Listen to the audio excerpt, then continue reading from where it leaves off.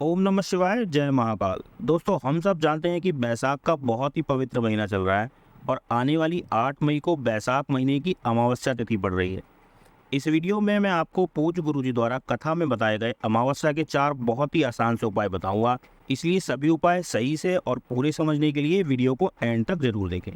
अमावस्या तिथि पर किए जाने वाले ये सभी उपाय बहुत ही आसान हैं और आप ये सभी उपाय आसानी से समझ सकें, इसलिए मैं सभी उपाय आपको बिल्कुल विस्तार से और आसान तरीके से समझाऊंगा।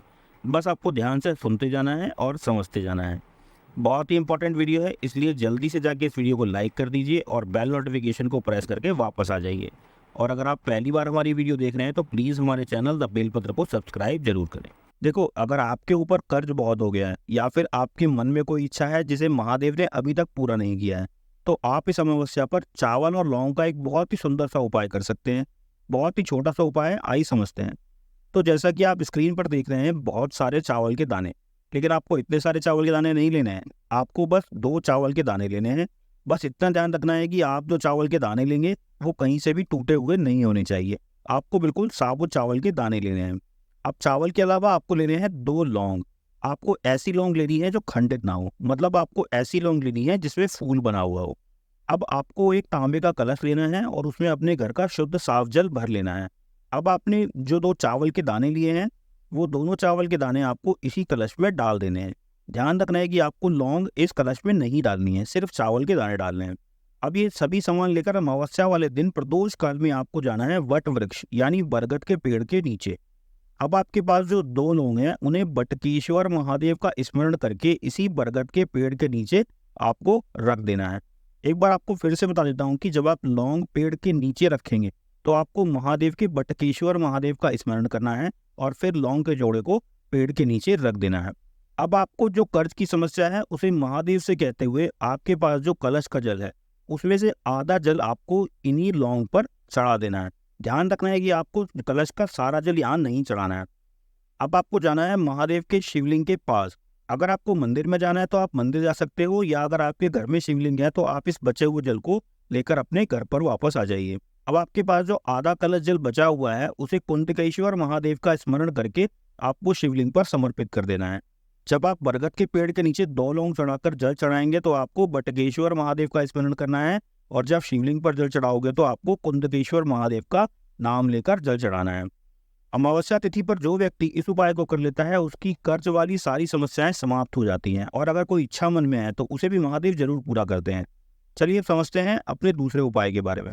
देखिए, अमावस्या का सीधा संबंध हमारे पितरों से होता है। अगर हमारे पितर अपने लोक में खुश रहेंगे तो आपको कोई दुख तकलीफ परेशानी नहीं होगी, इसलिए अमावस्या का हमारे जीवन में बहुत महत्व है। ठीक है, तो इस उपाय में आपको एक मिट्टी का दीपक लेना है। अब आपको ये दीपक में गाय का घीवर लेना है, तो आप तिंडी का तेल भी इस्तेमाल कर सकते हैं। अब आपको इसमें लंबी बाती लगानी है। शाम के समय प्रदोष काल में इस दीपक को आपको लेकर जाना है अपने किचन में यानी रसोई घर में। ठीक है, तो अपने रसोई घर में जहां पर आप पानी भर कर रखते हो, किसी मटके के पास, बाल्टी में या आरओ के पास, वहां जाकर आपको सबसे पहले थोड़े से चावल के दाने रखने हैं और उन चावल के दानों के ऊपर आपको इस दीपक को रख देना है। अब आपको अपने पितृ देवता का ध्यान करके इस दीपक को जला देना है। देखो, यहाँ मैं आपको पितृ देवता के बारे में थोड़ा बताता हूँ। ऋषि कश्यप की पत्नी अदिति के 12 पुत्र हैं। उनमें से तीसरे पुत्र का नाम है अर्यमा। इन्हें ही पितरों का देवता कहा जाता है। इसलिए आपको पितृ देवता अर्यमा का नाम लेकर इस दीपक को अपने किचन में पानी रखने वाले स्थान के पास जला देना है। आपको दीपक का मुख रखना है दक्षिण दिशा में, क्योंकि पितरों का स्थान दक्षिण दिशा में ही होता है। जो भी व्यक्ति अमावस्या वाले दिन प्रदोष काल में इस प्रकार इस दीपक को जलाता है उसे पितृ हमेशा प्रसन्न रहते हैं, कभी पितृदोष नहीं लगता है, और अगर पितृदोष लगा भी हो तो वो भी समाप्त हो जाता है। ठीक है, ये तो हो गया दूसरा उपाय। अब देखते हैं अमावस्या के तीसरे उपाय के बारे में। अगर आपने अभी तक इस वीडियो को लाइक नहीं किया है तो जल्दी से जाके इस वीडियो को लाइक कर दीजिए, और जो भाई बहन पहली बार हमारी वीडियो देख रहे हैं तो प्लीज चैनल को सब्सक्राइब जरूर करें। तो इस उपाय के लिए आपको लेने हैं काले तिल। जैसा कि आपको स्क्रीन पर दिख रहा है, आपको ऐसे ही 1-2 चम्मच काले तिल ले लेने हैं। अब आप चाहे इन्हें पीस लीजिए या फिर आप चाहे ऐसे ही रख सकते हैं। अब आपको एक तांबे का कलश लेना है और उसमें अपने घर का साफ शुद्ध जल भर लेना है। अब आपने जो पिसे हुए या साबुत काले तिल लिए हैं उन्हें भी इसी कलश में डाल देना है। अब आपको शाम के समय प्रदोष काल में जाना है अपने रसोई घर में। यहाँ आप अपने किचन में जहाँ पर भी पीने का पानी रखते हो वहाँ आपको इस कलश को रख देना है। अब इस कलश के ऊपर एक कटोरी या छोटी सी कोई प्लेट रख दीजिए और उस पर 2 चावल के दाने रख दीजिए। अब आपको रात भर इस कलश को वहीं अपने किचन में रखा रहने दें। अगले दिन सुबह उठकर स्नान करके आपको इस कलश के जल को लेकर जाना है वट वृक्ष यानी बरगद के पेड़ के पास। अब आपको यहाँ सोमेश्वर महादेव का स्मरण करके कलश का सारा जल वट वृक्ष के पेड़ की जड़ में समर्पित कर देना है। ध्यान रखना है कि आपको जल चढ़ाते समय सोमेश्वर महादेव का नाम लेकर जल चढ़ाना है।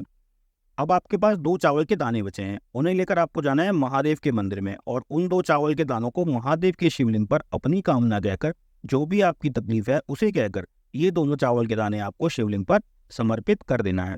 देखिए, अमावस्या तिथि पर यह उपाय करने से आपके पितर तृप्त हो जाते हैं, प्रसन्न हो जाते हैं, साथ ही आपकी सभी मनोकामना भी महादेव जरूर पूरी करते हैं। करके देखिएगा, जरूर फायदा होगा। यहाँ तक मैंने आपको अमावस्या के 3 उपायों के बारे में बता दिया है। अब बात करते हैं अमावस्या के चौथे उपाय के बारे में। देखिए, जो भी व्यक्ति अमावस्या तिथि पर इस गुड़ वाले उपाय को करता है उसके घर में बीमारियां हमेशा दूर रहती हैं। आप इस उपाय को अमावस्या वाले दिन सुबह शाम कभी भी कर सकते हैं। आइए देखते हैं कैसे करना है। तो जैसा कि आपको स्क्रीन पर दिख रहे हैं गुड़ के कुछ टुकड़े, इस उपाय के लिए आपको भी ऐसे ही गुड़ के 7 टुकड़े लेने हैं। अब इन सभी गुड़ के 7 टुकड़ों को लेकर अगर आपको मंदिर में जाना है तो मंदिर में जाकर कर सकते हैं, और अगर आपके घर में शिवलिंग है तो ये उपाय आप अपने घर में भी कर सकते हैं। आप शिवलिंग के सामने बैठकर इन सभी गुड़ के 7 टुकड़ों को अपने सीधे हाथ में रख लीजिए। अब आपको अपना सीधा हाथ जिसमें आपने गुड़ पकड़ा हुआ है उसे कल्याणेश्वर महादेव का नाम लेकर शिवलिंग के ऊपर से 7 बार घुमाना है। ध्यान रखना है कि जिस तरह से घड़ी घूमती है आपको भी 7 बार अपने हाथ को शिवलिंग के ऊपर से कल्याणेश्वर महादेव का नाम लेकर घुमाना है।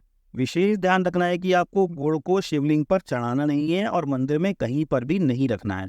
अब आपको अपने घर वापस आ जाना है और आपके घर में जो बीमार व्यक्ति है उसे यह 7 गुड़ के टुकड़े अमावस्या वाले दिन ही कल्याणेश्वर महादेव का नाम लेकर एक एक करके खिला देने हैं। देखो, अब जिन लोगों को मधुमेह यानी शुगर की प्रॉब्लम है तो वो क्या करें, तो आपको यह उपाय गुड़ से नहीं करना है, बल्कि आपको इस उपाय के लिए लेना है एक सुंदर सा बेलपत्र और उसे शिवलिंग के ऊपर से 7 बार घुमाकर जिस व्यक्ति को शुगर है, डायबिटीज है, उस व्यक्ति को कल्याणेश्वर महादेव का नाम लेकर खिला देना है। अमावस्या वाले दिन यह उपाय करने से आपके घर में शांति और संपन्नता आती है, बीमारियों का नाश होता है और आपसे हमेशा प्रसन्न रहते हैं। आशा करता हूँ आपको सभी उपाय सही से समझ आए होंगे। वीडियो पसंद आई हो तो इसे लाइक करना न भूलें और अगर पहली बार हमारे चैनल पर आए हैं तो चैनल को सब्सक्राइब जरूर करें। अगर आपका कोई सवाल है तो कमेंट बॉक्स में पूछ सकते हैं। आप हमारी सभी वीडियोस व्हाट्सएप और टेलीग्राम पर भी देख सकते हैं, लिंक आपको डिस्क्रिप्शन में मिल जाएगा। मिलते हैं आपसे अगली वीडियो में, तब तक हर हर महादेव।